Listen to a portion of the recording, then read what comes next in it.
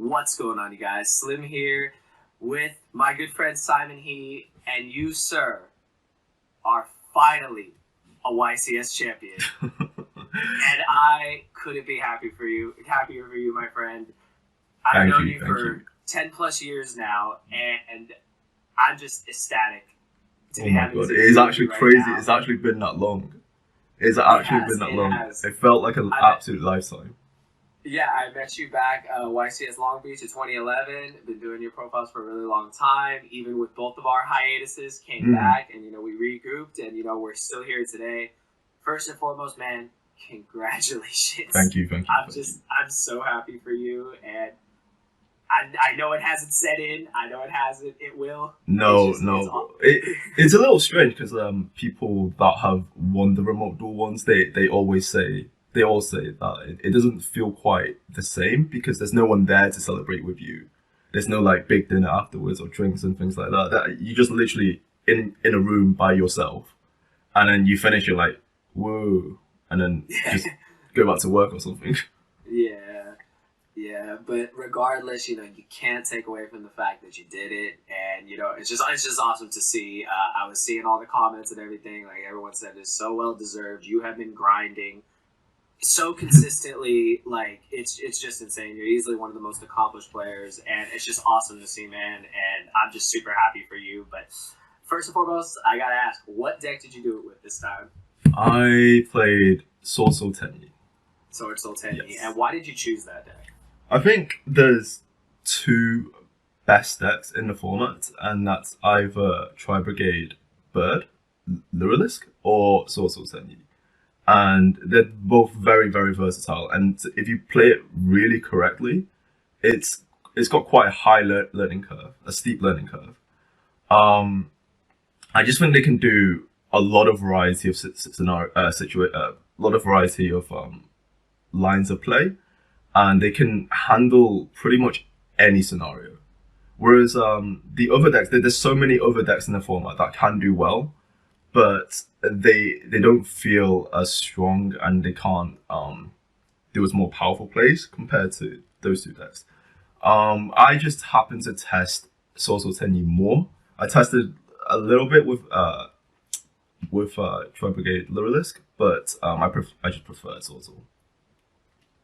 Yeah, no, that makes sense. We've seen it in representation. There's no denying, like you said, those are definitely the two best decks, the most consistent decks that actually do well, especially in Top Cut. And yeah, no, it makes perfect sense that you chose that deck. Like you told me earlier, you still stuck with SS because I personally thought you were on. Oh yeah, that deck was. I played that deck for quite a while, but it was like either the best deck or a tier 1 deck for a lot of formats, and I loved how again it was just very, very skillful to play with Sky Striker. So I don't know, I just stuck with it for quite a while. But yeah, I played a few other decks in between, but I think Sky Striker is still one of my favorite decks. Yeah, no, definitely, and the deck's still seeing representation. But yeah, no, I think you definitely made the better call, and clearly you did because you won. So very awesome. Well, before we get into the deck, do you have any shoutouts? Oh man, there's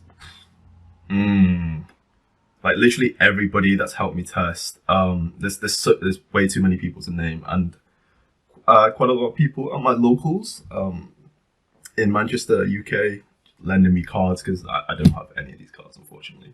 And just Raid and Trade, which is the store that actually ran the remote duel YCS in Europe. They ran a really, really smooth events. There was like barely any delays, and it just, I mean, if I think about it, day 1 ended at 7 p.m. Wow. Yeah. you don't get that in a YCS at all. Yeah, never. Oh, do we do the deck? Yeah, do we do the thing? Okay, cool. Alright. So since this is like towards the end of the format, I think most people already know mostly the SWORDSOUL stuff, so I'm going to skip through a lot of it. The stuff that doesn't need explaining just doesn't really need explaining because it's been said a lot. It's not really that special of a deck, apart from a few ratio changes, which I'll explain. So we have 3 long run, which is mandatory. There's nothing to explain there. 3 Moye, There we go. Yeah, you're good. 3 Moye and 2 Tire, 3 Emergence, and 3 Ecclesia. And that's like the SWORDSOUL package done with Blackout. With the 1 Blackout, some people play 2, and you can do some interesting moves with 2, being able to like banish it with Chi and then still set 1, and there's quite a few things that you could do with 2, but they're not. I don't think it outweighs the. I don't think it outweighs the fact that going second, I just don't want like to draw. I don't really want to draw like. Ooh, it's kind of blurry. One moment. There we go. You don't really want to draw like 1 or even 2 going second, so I opted for 1. And for the Tenyi package, I went for 3 Asuna, 2 Ahara, 3 Fusuda, and 1 Shitana. So some people don't play this card, but I think for game 1 especially, it can be quite good to out some things without monsters, without committing much. In the mirror match, if they open the standard Shishao and Baron, and having a set Blackout, this is obviously easy to just special summon this, go into Monk, crash into Shishao, and then just deal with 2 interruptions at the same time. It can be okay versus something like what's that deck called? Invoked Dogmatica, where if you know they have Fleur in hand and they have Ecclesia out, their version of Ecclesia, then you can crash into something and kill Ecclesia, and then they lose that Fleur interruption, and then you go and make your plays. So I always side this card out, because in game 2 and 3, there's like so many cards you want to side in and not enough you want to side out. That's one of the main problems with this deck if you run close to 40 cards, and I run 42. So this card always gets sided out, but I think game 1 still helps a lot. The only other things that I could say about the Tenyi packages, Adhara is, some people play 3 of those, and it's quite an important card because it's a tuner, and also it adds back your resources with the banish effect, and it's much better turn 1 card if you go first turn 1 than Vishuddha. But the problem is drawing multiples of these is quite bad, and like I would rather have the versatility of a level 4 going first somewhere in your deck than like a 3rd one of this. And yeah, that's it. Oh, and for the Tenyi package, you have 3 Vessel as well, and Vessel is just it's an amazing card. It allows you to make a synchro with any other Tenyi. If you have Vessel and any other Tenyi, then it kind of becomes the same as having Asuna and one of these 2. So you basically you can make a synchro before you even commit a normal summon or use long one, and that kind of baits out all the interruptions that they have, like Nibiru and impermanences and things like that, because you can go into either Baxia or Chisho. Some people play 2, and like 2 weeks ago I did play 2 as well, but it's just so important to have 3. The only reason I played 2 before was because I didn't want to draw like 2 at the same time, which is very likely because you have like the Moye draws and you have the Desires draws as well. But I also play Droplet, so sometimes I just get rid of excess ones with Droplet, because after the first time you use it on your turn 1, it becomes less and less impactful. After like the turn 2, if you play this, it's not really that relevant anymore, and etc. But turn 1 is so vital, and you can dump things like Vishuddha and out problems like there can only be 1, or Winder and etc. So it's very versatile, and it helps your turn 1 plays be so much more powerful than just Chi-Shell Baron paths, which is not a good.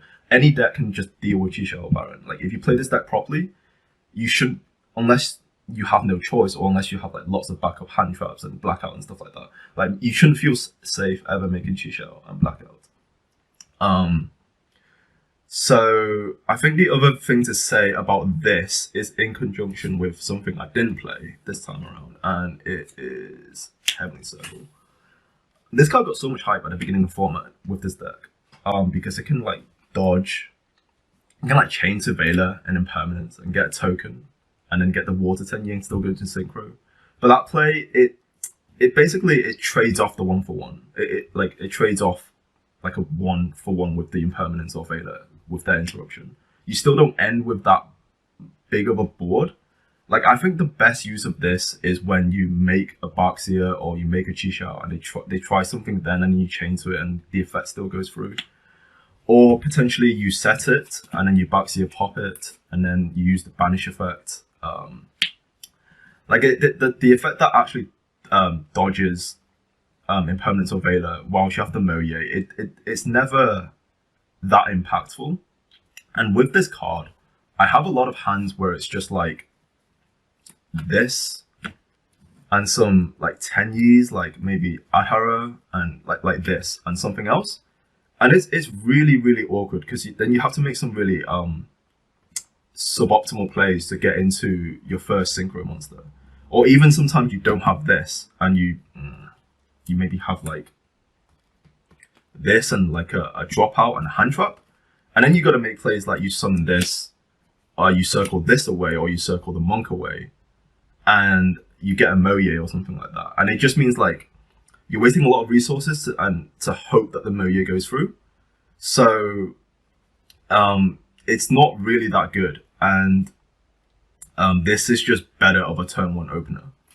And the other good thing about this that rarely ever comes up. In theory, I thought it was really good, but in practice, it doesn't come up. So like if you have just Chixiao and Baron, and you have this set, and they droplet, discard 2, and you chain this, you get rid of Chixiao.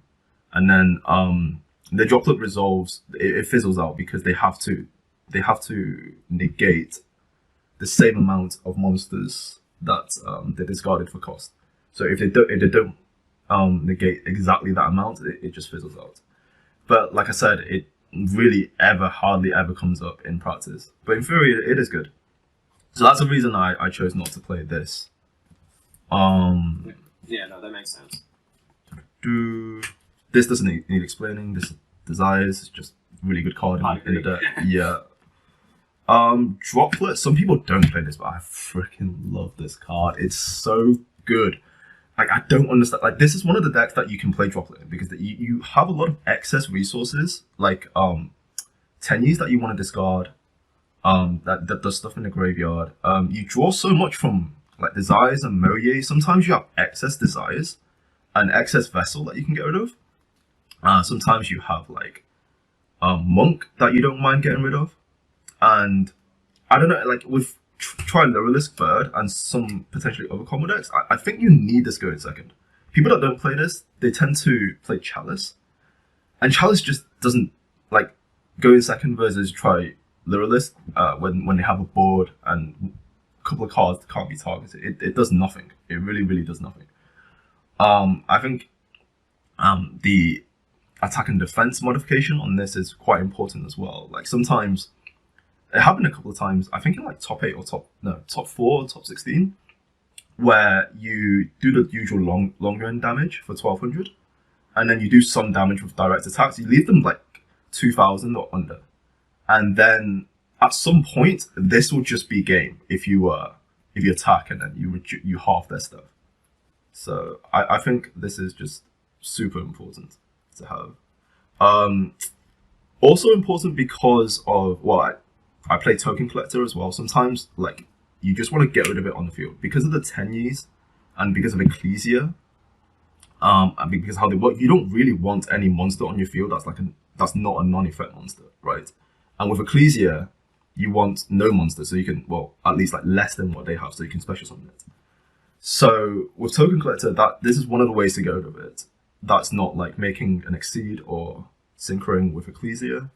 There was one game where it was in a mirror match where I dropped Token Collector and he just ended with a Moye, and my hand was so good that I didn't mind just going Droplet, getting rid of Token Collector to negate his Moye for like no reason, just so that I have nothings and I can make the Tenyi Vessel plays, and then basically he would have to have 2 to 3 really good interruptions. And even if he did, I still didn't mind because I had token collecting graveyard, so it's still good. Yep. Yeah, no, definitely. I think that card's one of the best cards to like ever come out. It's super versatile. Like, Yeah, very versatile. I definitely agree on main decking it, especially in a YCS and especially in this format. So definitely a good meta call. The only decks that I don't really like maining it is in decks that don't really have any excess resource after a while. Like basically every single resource that you have is super important, so you don't really know what to discard as a cost, send as a cost. But for this deck, you generate a lot of just excess cards sometimes after your combo or even before that, that you just might want to get rid of anyway. For the hand traps, I have 3 Ash, 3 Imperm, 1 Veiler, and so some people play something like 3-3-3 or 2-2-3. I preferred 1 Veiler over to like 2 or 3 because I already have 3 things that negate effects, and I didn't really want. I wanted some versatility with Ash as well to be able to interrupt other things. And Ash is just it's not exceptionally good against any deck in particular, but it's okay against everything. It has a wide appliance. So in a long 11-round Swiss event where you can still face some pretty random things, Ash is just better than just having 9 of stuff that negates effects only. And if you play 2 or 3 more of these, 6 or 5 will target as well, and sometimes things can't be targeted. So you just don't like against Sky Striker. This is just not that great unless you're literally doing it on Verte before they DPE. Yeah, so that's the reason for this. And I think there's not much else to say about Protos. I think one of the more skillful things about Protos is just like I actually had a list of all the matchups and then all the opening boards I want to end up with and when and how to Protos them and what attribute as well. Like this deck, just because of Protos, you have to just think about like what you think about more, like how you want to go through your combo, and sometimes you have to change up your combo just for Protos because versus some decks like PK, which isn't really around anymore, or even in a mirror, if you want to Protos like water, you have to change up your combo so much. If you want to Protos wind against Tri-Brigade Lyralist, which I don't actually recommend, unless you have like a lot of backup for next turn, because you waste a lot of resources, then yeah, you have to think about all the different lines that you go through as well. So this one card just changes like all the combo lines that you usually do. And Imperial Order, like playing close to 40, I want to draw this card as much as possible going first, with like Desires and stuff and Moye and stuff like that. It's just way too powerful against all the top tier decks. Against Invoked is like good game. Against Striker it's pretty much good game. In the mirror it cuts off a lot of their resources. Against Tri-Brigade it cuts off a lot of their resources as well. It's just I don't understand the point of maining it. Siding it. Either main it or nothing else. For the side deck, we have 3 Cosmic for the Trap and Sky Striker Invoke type decks. The best hand trap, Gamma and Driver. Oh, yeah, definitely. For this deck in particular, because you summon the non effect monster, so your Tenyi's alive even with like with these out. So if you ever summon this in your turn, even if they don't do anything in their turn that you can activate this in, sometimes you can do it in your turn because you have so many cards like Ecclesia and Emergence and Pot of Desires where they can ash you and you still have an empty board and you get this out. This is already a level 8. You can go into Draco Berserker right there, or you can use some Tenyis, add Hara and this into Yahtzee, and then just Yahtzee pop something, go into Moye and go off. It's quite versatile with these cards, and I think being able to have such a impactful interruption and not be Nibiru leaving a thing on the field is very important for this deck, for the Tenyis. Free draw is too versatile against the Triluralisk and what's that other deck? Invoked. Quite a lot of these cards literally just ends the turn. Not always. Not always. They can still make some link plays with Bird, but it's still quite impactful. Yeah. I think actually like most of these cards, after so much testing, like most of these side deck cards are pretty much mandatory. This is not. So we can collect it. I was thinking of using this for last week's YTS, but the problem was that running up to last week, I was looking at like the top tier list, deck lists from Top Cut or different events, and there's not that much SWORDSOUL. Even though SWORDSOUL's represented quite a bit, there's not that much of it in the Top Cut. So I decided not to do it last week, because if you do this, you waste 3 spaces for exactly 1 matchup, and you have to use 2 extra deck space as well. So I didn't think it was worth it. But like after last week had a lot of SWORDSOUL in Top Cut, so I thought it was more worth it for this week. And yeah, this card is just too good in the mirror. If you have this card in the mirror, it's very difficult for them to survive, like being able to stop that turn, and then this being in the graveyard, and they can't really deal with this card in the graveyard that is not simply like Chenying. They have to have either set impermanence that stayed there for 1 whole turn, which is unlikely, or they have Droplet. So the only problem with this card obviously is that it stays on the field, messes with your Ecclesia, messes with your Tenyis. So you're trying to get rid of it as soon as possible with like Droplet and XYZing it off. And 2-dimensional barrier. This isn't mandatory, and I didn't really like having to just play 2. I think this is really versatile against like Invoked and in the mirror and against Bird. That's why I decided to side it. But obviously I prefer 3. But like I said earlier, I think a lot of these cards are mandatory. I don't think you can cut this. There's barely any spell and trap removal in this deck, in the side deck as it is, and everything else is just, if I'm gonna have to run this, I have to run 3. I think at 2 it's still okay sometimes, because you're starting it going first, and you can still draw into it more with Desires and Moya. You have a lot of like draw power in the deck. But this isn't mandatory. Like this could be like at the beginning of the format, if you say this could be like Reboot and Harpy's Feather Dust or something like that, I wouldn't really argue against that. But in a more defined format, and we know what decks we're playing up against, I just prefer this. So most of the extra deck is, again, it's pretty standard, and it's a must pretty much. 2 Chi Shell, the ratio is perfect with this. 1 Chenying, 2 Baxia, 1 Chao Feng, 1 Baron, 1 Yahtzee, 1 Draco Berserker. Like, I think consider these to be at this exact ratio to be mandatory. And then we have 3 Monk. So some people play 2, but it's not possible. Like, with how heavy of a Tenyi reliant package I play with the 3 vessels, this is just too good. 1 Shaman, 1 Zeus for the for like Dragon Ignistas. So you want to get rid of the token collector by exceeding it, and then that you can go into Zeus after attacking. So there were a few options. There weren't really that many good level rank 4 XYZs. There was there was Baguska, and there was Gallant Granite, I think it's called.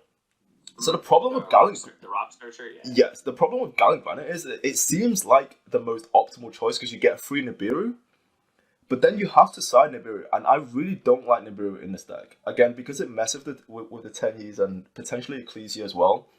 You just don't want that monster on your turn. And if you're in a mirror match, like, the token, you Nibiru them, if they play correctly, they either have an Asuna in the grave so they can still play, or if they have a Tenyi that they haven't used to special summon and Asuna, they can summon that Asuna and then make another level 8 Synchro.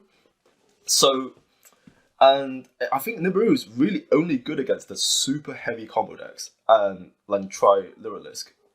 Which, if you think Nibiru is good in the side, if you wanted to side Nibiru's to these two Nibiru's to these two, I wouldn't argue with you, but I still don't like the Gallant Granite, because it's more like a deterrent, because they know it's there. So they're gonna either play around it or they're gonna most likely play around it. They're not gonna run headfirst into it, which is the major point, the biggest advantage for Nibiru. So it's just a deterrent for them not to go off. Like, you're not really gonna seal the game with that Nibiru. And if it's let's say, because it usually happens when you go second, if you side in Token Collector, you're not going to get a Nibiru and use it in, like, it's less and less likely that your opponent is going to summon 5 or more after turn 1, after their turn 1. And because you're most likely going second with the Token Collector, there's really no point having that Nibiru after turn 1 against them.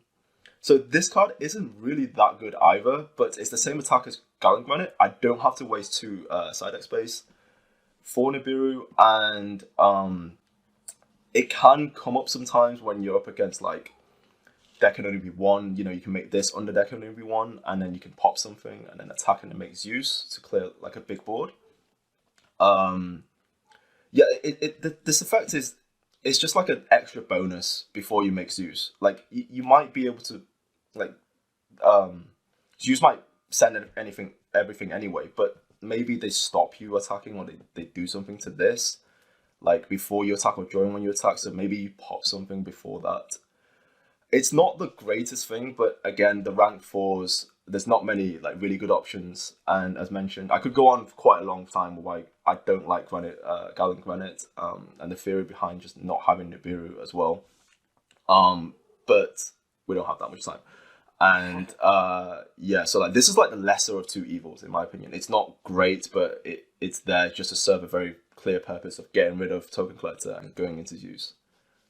And that is the deck. Yeah, awesome, man. Again, I'm just super happy for you. This has been a long time coming, super deserved, and yeah, let's let it set in. But thank you as always for being on the channel, man. Congratulations. You're very welcome. You, my friend, are now a YCS champion, and one day I will see you in person again. Yeah, definitely. Hopefully soon. Yeah, man. And it'll be awesome. Thank you, Slim. Thanks for being on the channel, and as always, man, you're very welcome. for the deck profile. Take care.